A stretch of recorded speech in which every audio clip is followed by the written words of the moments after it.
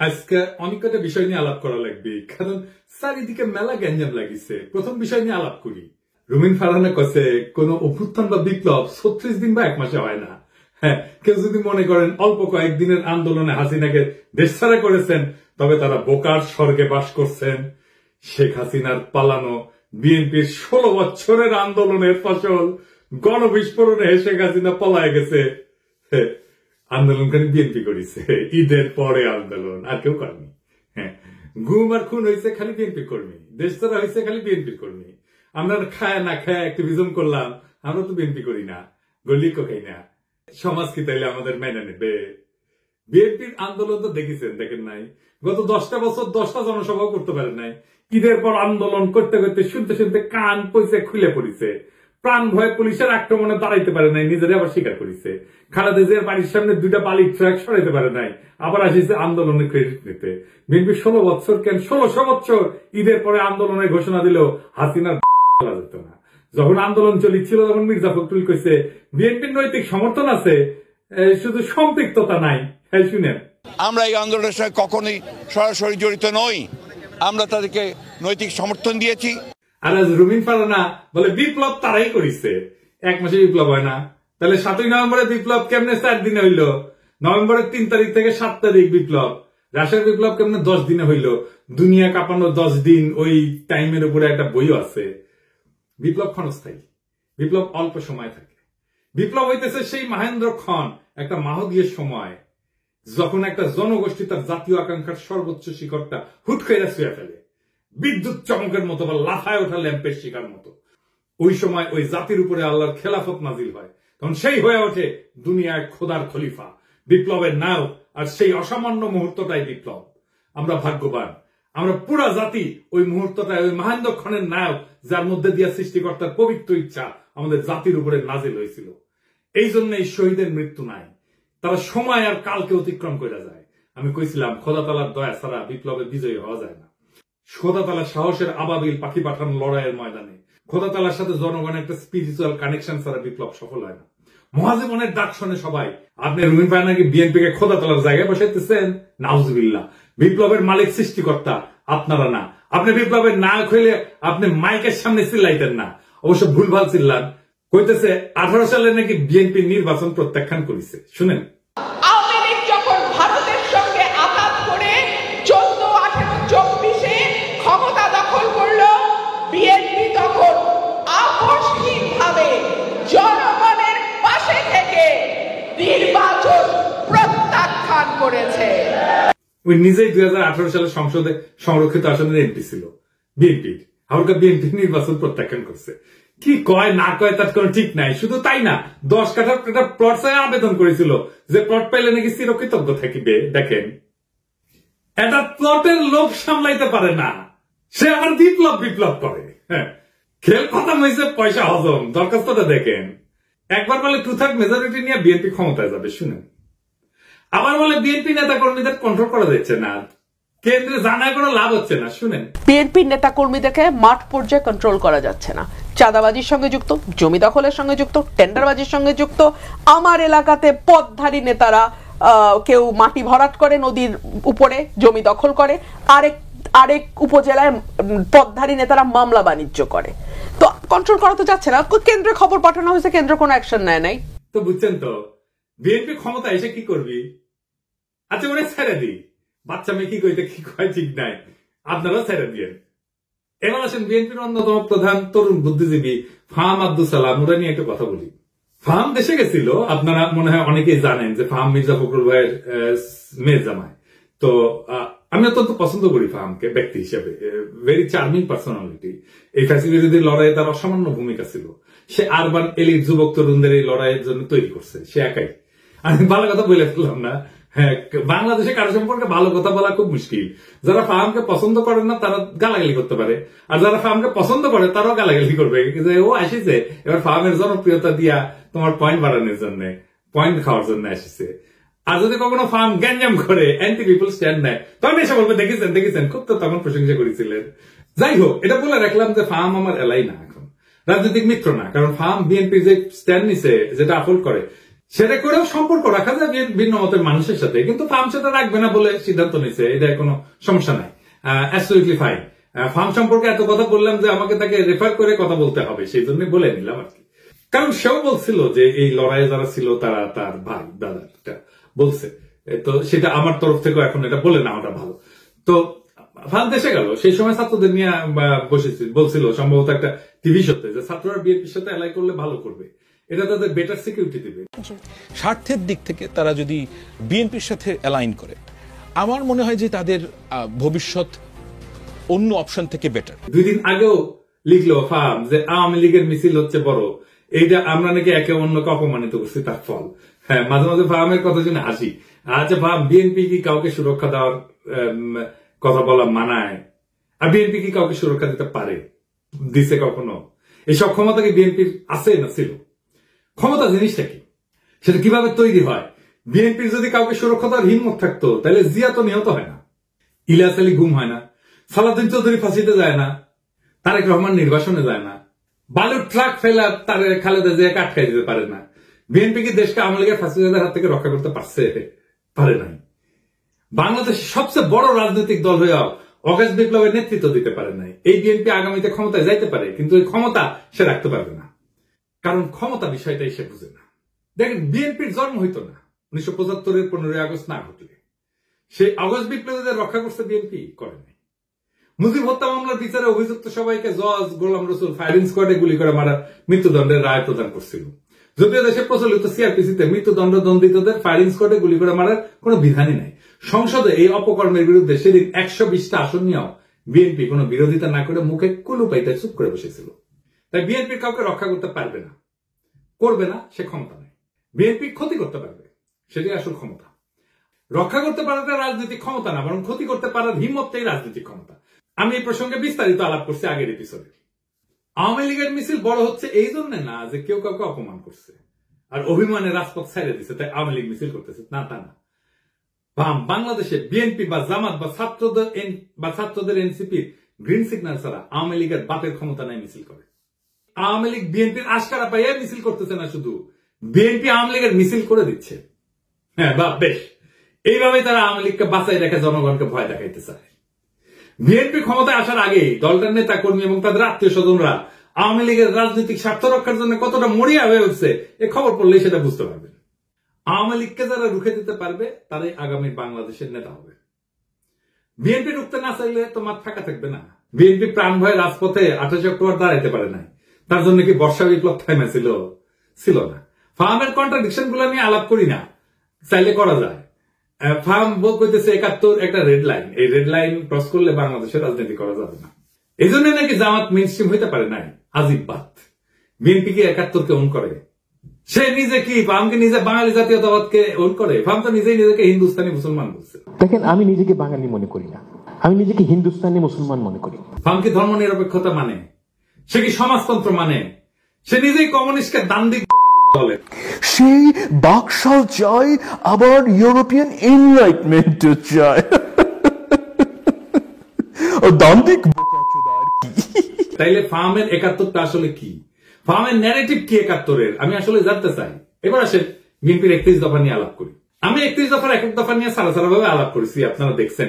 আলাপ একবারে যদি করতাম আগ্রহ ধরে রাখতে পারতেন না।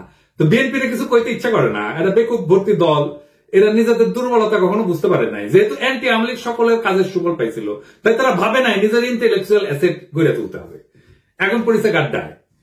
আওয়ামী আমলের কোন ন্যারেটিভ তৈরি করতে পারে নাই, একটাও না। আপনি দেখাতে পারবেন না একটা ন্যারেটিভ তৈরি করছে, নিজেদেরকে রক্ষা করতে পারেনি ন্যারেটিভ তৈরি করে। আর এইটা যে তাদের দুর্বলতা, এটা কোনোদিন খতায় দেখেনি। গাড়বেলি করে মাস্তানি হয়, রাজনীতি হয় না। রাজনীতি সিরিয়াস বিষয়, ক্ষমতা মাফিয়াদেরও থাকে।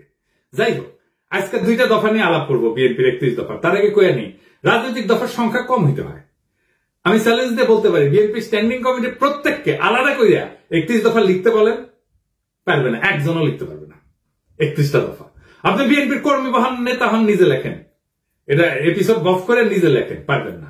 আমি চ্যালেঞ্জ দিলাম, পারবেন না। আপনি নিজে যার রাজনীতি করাটাই কাজ, যে পারেন না নিজের দফাটা নিজে লিখতে, মনে রাখতে, পাবলিকের বাপের ধন কি সাপে খাইছে যে সে মনে রাখবে? তার ঠেকা পড়ছে। আসেন দেখি রাজনৈতিক কর্মসূচি অল্প দফায় কেন হইতে হয় সেটা একটু আলাপ করি। এক নাম্বার কারণ সহজবোধ্যতা। অল্প দফা থাকলে জনগণ সহজে বুঝতে পারে কি দাবি করা হচ্ছে, বেশি দফা থাকলে মেসেজ জটিল হয়ে যায়, সেই জন্য সাধারণ মানুষের মনোযোগ হারানোর ঝুঁকি বাড়ে। 2 নাম্বার, মোবিলাইজেশন সহজ হয়। কম দফা মানে একটা বা দুইটা মূল দাবির পিছনে জনগণ জোরালো ভাবে ঐক্যবদ্ধ হইতে পারে, আন্দোলনের শক্তি বাড়ে। 3 নাম্বার, কৌশলগত চাপ সৃষ্টি করা যায়। সরকার বা বিরোধী শক্তির উপর চাপ তৈরি করার জন্য স্পষ্ট এবং নির্দিষ্ট দাবি থাকা জরুরি। বেশি দাবি দিলে কোনো দাবি নিয়ে সুনির্দিষ্টভাবে চাপ তৈরি করা যায় না। গতি বজায় রাখা, কম দফার কর্মসূচি আন্দোলনের গতি এবং ফোকাস বজায় রাখে। লম্বা তালিকা মানে প্রত্যেকটা বিষয় আলাদা করে ব্যাখ্যা লাগবে, যা সময় ক্ষেপণ করে। 5 নাম্বার হইতেছে সংবাদ মাধ্যমে সহজে প্রচার। মিডিয়া ছোট স্পষ্ট বার্তা প্রচার করতে পছন্দ করে। অল্প দফায় আন্দোলন সহজে শিরোনাম হয়। আমি এটা বললাম আন্দোলন এই কারণে, কারণ তারা কিন্তু 31 দফা আন্দোলনের সময় করছে, বিপ্লবের পরে করে নাই, সেজন্য আন্দোলনের কথা বললাম। আমাদের সফল আন্দোলনগুলো দেখেন, রাষ্ট্রভাষা বাংলা চাই 6 দফা, এরশাদ বিরোধী আন্দোলনের 1 দফা, এক দাবি এরশাদ তুই কবে যাবি, হাসিনা খাতা আন্দোলনের 1 দফা। এমনকি বিএনপি যে 4 দলীয় জোটের 5 দফা ছিল 2001 সালের নির্বাচনে, দুর্নীতিমুক্ত প্রশাসন, সুশাসন, আইন শৃঙ্খলা উন্নয়ন, এই সমস্ত। তারপরে দফা বাড়তে থাকে। 2018 সালে বিএনপির ঐক্যফ্রন্টের দফা হয় 7 দফা আর 11টা লক্ষ্য। এই হইতেছে বাম ইনফ্লুয়েন্স, দাবি ঢুকাইতে হবে টাইসা টাইসা। মানুষ পড়লো কিনা শুনলো কিনা ভাবাভাবি নেই। আচ্ছা, 31 দফার 2 নাম্বার দফা নিয়ে দেখি। তারা কইতেছে বাংলাদেশে গণতন্ত্র, ভোটাধিকার পুনঃপ্রতিষ্ঠা এবং স্বচ্ছ গণতান্ত্রিক প্রক্রিয়াকে স্থায়ী, সাংবিধানিক এবং প্রাতিষ্ঠানিক রূপ দেওয়ার লক্ষ্যে একটা নির্বাচনকালীন দল নিরপেক্ষ তত্ত্বাবধায়ক সরকার ব্যবস্থা প্রবর্তন করা হবে। ভালো কথা, কিন্তু প্রশ্ন হইতেছে তত্ত্বাবধায়ক সরকার তো বিএনপি প্রবর্তন করেছিল, তাই না? আইন কইরা 96 সালে তো টিকলো না কেন? আবার আইন করবে, টিকবে না। মানে আমরা চক্রাকারে একই সমস্যার আবর্তে ঘুরপাক খাবো নাকি বারে বারে? আবার যে বাতিল হবে না তার নিশ্চয়তা কি? জনগণ চায় একটা নিরপেক্ষ নির্বাচন, অবাধ স্বচ্ছ নির্বাচন, নেতা নির্বাচনের স্বাধীনতা। এটা কিভাবে নিশ্চিত হবে? বিএনপি তো বিচারপতির বয়স বাড়ায় নিজেদের পছন্দ মতো লোককে তত্ত্বাবধায়ক সরকার প্রধান বানাতে চেয়েছিল 2006 সালে, জানেন তো? 2007 সালের জানুয়ারিতে যে সাধারণ নির্বাচন পরিচালনা হবে, সেটার জন্য তত্ত্বাবধায়ক সরকার গঠিত হওয়ার কথা ছিল। তার প্রধান উপদেষ্টা হিসেবে বিচারপতি KM হাসানকে নিয়োগ করা হয়। উনি একসময় বিএনপির কেন্দ্রীয় নেতৃত্বে ছিলেন। তৎকালীন আওয়ামী লীগের মতে KM হাসান যাতে তত্ত্বাবধায়ক সরকারের প্রধান উপদেষ্টা হইতে পারে, সেই জন্য বিএনপি সংবিধান সংশোধন করে বিচারপতির অবসর গ্রহণের বয়সসীমা বাড়াই দিয়েছিল। গ্যাঞ্জাম বাঁধে এই নিয়ে, আবার গ্যাঞ্জাম বাঁধবে। এই দফা দিয়ে কি অবাধ সুষ্ঠু নির্বাচন করা যাবে? যাবে না। নিশ্চিত করা যাবে? যাবে না। এমনকি এই সিস্টেম টিকবে না, আগেও টেকে নাই। তাইলে এই দফা কি চিন্তা ভাবনা কইরা বানাইছে? আচ্ছা, 4 নাম্বার দাবিতে কি বলিছে? পরপর 2 টার্মের অতিরিক্ত কেউ প্রধানমন্ত্রীর দায়িত্ব পালন করতে পারবে না। ভালো কথা, খুবই ভালো কথা। কি মনে হয় এটা কইরা? পরপর 2 টার্মের বেশি কেউ প্রাইম মিনিস্টার দায়িত্ব পালন করতে পারবে না। এটা বিএনপি অনেকবার বলছে, কিন্তু আমরা যাতে আমেরিকায় দেখি এইটাই সংবিধান সংস্কার কমিটি প্রস্তাব করছে। এখন বিএনপি কইতেছে প্রধানমন্ত্রী পদে দাঁড়ান 2 মেয়াদের বেশি কেউ থাকতে না পারলেও একবার বিরতি দিয়া আবার প্রধানমন্ত্রী হইতে চাইলে সেই সুযোগ থাকতে হবে। মানে পরপর 2 টার্ম থাকবে, তারপরে 1 বছর অন্য কেউ হবে, তারপরে আবার কেউ 2 টার্ম এসে থাকবে। মানে বুঝছেন তো, পরপর 2 টার্ম থাকার পরে 1 টার্ম প্রেসিডেন্ট হবে, তারপর আবার 2 টার্ম প্রাইম মিনিস্টার হবে, তারপরে 1 টার্ম প্রেসিডেন্ট হবে। মানে চালাকি শুরু হয়ে গেছে, ভাবছে কেউ বুঝতে পারবে না।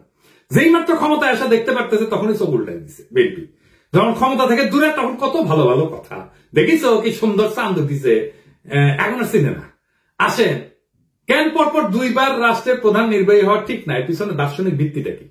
পরপর 2 টার্ম রাষ্ট্রের নির্বাহী থাকা ঠিক না কেন? এর মূল উদ্দেশ্য হইতেছে 1 নাম্বার, ক্ষমতার অপব্যবহার রোধ করা। দীর্ঘ সময় ধরে একই ব্যক্তি ক্ষমতায় থাকলে স্বৈরতান্ত্রিক প্রবণতা তৈরি হয়, নিজের ক্ষমতা পাকাপোক্ত করতে শুরু করে, জনগণের বদলে নিজের দল বা নিজের শক্তিকে রক্ষা করে। একই জিনিস ঘটছে হাসিনার ক্ষেত্রে। 2 নাম্বার, নতুন নেতৃত্বের সুযোগ সৃষ্টি হয় না। নিয়মিত নেতৃত্বে পরিবর্তন মানে নতুন চিন্তা, নতুন দৃষ্টিভঙ্গির আগমন। 3 নাম্বার, রাষ্ট্রীয় প্রতিষ্ঠানের স্বাধীনতা রক্ষা। একজন দীর্ঘদিন ক্ষমতায় থাকলে বিচার বিভাগ, নির্বাচন কমিশন, পুলিশ ইত্যাদি তার হাতে জিম্মি হয়ে যেতে পারে, যেটা হাসিনার আমলে হয়েছিল। 4 নাম্বার, গণতন্ত্রের প্রাণবন্ততা বজায় রাখা। জনগণ যাতে মনে করে রাষ্ট্র তাদের, কোন ব্যক্তির না, এই অনুভূতি বজায় রাখা দরকার। এবং দীর্ঘকালীন শাসনের বিদ্রোহ কিন্তু অবশ্যম্ভাবী হয়ে ওঠে, কারণ ক্ষমতা কেন্দ্রীভূত হয়ে পড়ে। যখন এক ব্যক্তি বা গোষ্ঠী দীর্ঘদিন রাষ্ট্রের নেতৃত্ব থাকে, তখন তারা সমস্ত শক্তি নিজেদের হাতে কক্ষিগত করে। আইনের শাসন দুর্বল হয়, বিচার ব্যবস্থা পক্ষপাতদুষ্ট হয়, সেনাবাহিনী প্রশাসন ব্যক্তি বিশেষের গোলাম হইয়া পড়ে, জনগণের স্বাভাবিক চাহিদা, ন্যায় বিচার, সমান অধিকার, জীবনের নিরাপত্তা, এই সমস্ত পদদলিত হয়। একই জিনিস আমরা দেখছি হাসিনার আমলে। এই যে ঘটনা, এটা তাত্ত্বিক ভিত্তি কি, যে কেন প্রধান নির্বাহী বেশি দিন থাকতে পারবে না? তাত্ত্বিকভাবে এটা দাঁড়ায় আছে কয়েকটা বড় চিন্তার উপরে। 1 নম্বর হচ্ছে ডেমোক্রেটিক রোটেশন বা এটাকে বলা যেতে পারে গণতান্ত্রিক চক্র। জন লক, মন্তেস্কু এই দার্শনিকরা বলছিলেন ক্ষমতা স্বাভাবিকভাবে দুর্নীতির দিকে ধাবিত হয়, তাই নিয়মিত ক্ষমতার হাত বদল জরুরি। আর একটা তত্ত্ব হচ্ছে ন্যাচারাল ডিকে অফ পাওয়ার, মানে ক্ষমতার স্বাভাবিক ক্ষয়। টকভিল উনি বলছেন একজন নেতা যত বেশি সময় ক্ষমতায় থাকে তত সে জনগণের আসল চাহিদা থেকে বিচ্ছিন্ন হয়ে পড়ে। আর 3 নাম্বার হইতেছে জেনারেশনাল রিনিউয়াল, নতুন প্রজন্মের আবির্ভাব তত্ত্ব। রাষ্ট্রের সেবা করার সুযোগ নতুন নেতৃত্বকে দিতে হবে, না হইলে রাষ্ট্র সময়ের সাথে সাথে পিছায় যাবে। যদি একজন নেতা 2 মেয়াদে চালায় যায়, তারপর এক টার্ম বিরতি নিয়ে আবার প্রার্থী হয়, তাহলে মূল উদ্দেশ্য ব্যাহত হয়। কেন ব্যাহত হয়? 1 নাম্বার, ক্ষমতার নেটওয়ার্ক নষ্ট হয় না, যেটা তৈরি হয়েছিল। যে নেতা টানা 2 মেয়াদ চালাইছে তার সময়কালে প্রশাসন, বিচার বিভাগ, পুলিশ, মিডিয়া, ব্যবসায়ী গোষ্ঠী সব স্তরে স্তরে অনুগত এক ধরনের নেটওয়ার্ক তৈরি হয়। একটা বিরতিতেও এই নেটওয়ার্ক বেঁচে থাকে, সক্রিয় থাকে। এখন দেখতেছেন না, এখনো হাসিনার লোকজন প্রশাসনে আছে। তো উনি যখন আবার প্রার্থী হয়, এই শক্তিগুলো তাকে সুবিধা দেয়, ফলে নতুন প্রতিদ্বন্দ্বিতা বা নতুন নেতৃত্বের সুযোগ প্রকৃত অর্থে হয় না। 2 নাম্বার, জনগণের মনস্তত্ত্ব পাল্টায় না। নেতার ব্যক্তি পূজা বা জনপ্রিয়তার মিথ ভেঙে যেতে সময় লাগে। মাত্র 1 মেয়াদের বিরতি তা ভাঙার জন্য যথেষ্ট না, ফলে পুরনো প্রভাব বজায় থাকে। মানুষ মনে করে ওই লোকটাই আবার ফিরে আসবে। 3 নাম্বার, প্রশাসনিক নিরপেক্ষতা থাকে না। নির্বাচন কমিশন, পুলিশ, সরকারি যন্ত্রপাতি তাদের পুরনো বসের জন্য অপেক্ষায় থাকে, ফলে নির্বাচন প্রতিযোগিতামূলক হয় না, গণতন্ত্র দুর্বল হয়। 4 নম্বর হইতেছে নতুন প্রজন্মের নেতৃত্ব বাধাগ্রস্ত হয়। যখন পুরনো নেতা আবার ফিরে আসার সম্ভাবনা রাখে, তখন নতুন নেতৃত্ব উঠে আসতে ভয় পায় বা বাধাগ্রস্ত হয়, গণতন্ত্রের নবায়ন থেমে যায়। তত্ত্বে যতই বলা হোক না কেন, অনেক রাষ্ট্রনায়ক নিয়ম ভেঙে আজীবন ক্ষমতা ধরে রাখার পথ তৈরি করছে। সবচেয়ে উল্লেখযোগ্য 2টা উদাহরণ দিই। ভ্লাদিমির পুতিন টানা 2 টার্ম শেষ হওয়ার পর উনি সংবিধান অনুযায়ী প্রেসিডেন্ট হইতে পারতেন না, তাই নিজের ঘনিষ্ঠ দিমিত্রি মেদভেদেভকে প্রেসিডেন্ট করে নিজে হয় প্রধানমন্ত্রী, কিন্তু রাশিয়া প্রকৃত ক্ষমতা নিজের কাছেই রাখে। 2012 সালে আবার প্রেসিডেন্ট হয়, পরে সংবিধান সংশোধন করে তার মেয়াদের সীমাটা মুছে দেয়। এখন পুতিন 2036 সাল পর্যন্ত প্রেসিডেন্ট থাকতে পারবে, অর্থাৎ প্রায় 4 দশক ধরে। এর ফলাফল কি হয়েছে? রাশিয়া গণতন্ত্র থেকে দূরে সরে গেছে, বিরোধী নেতারা নিশ্চিহ্ন হয়ে গেছে এবং ব্যক্তিকেন্দ্রিক একনায়কতন্ত্র তৈরি হয়েছে। শি জিনপিং, চীন প্রেসিডেন্টের জন্য 2 মেয়াদের সীমা ছিল 5-5-5 10 বছর।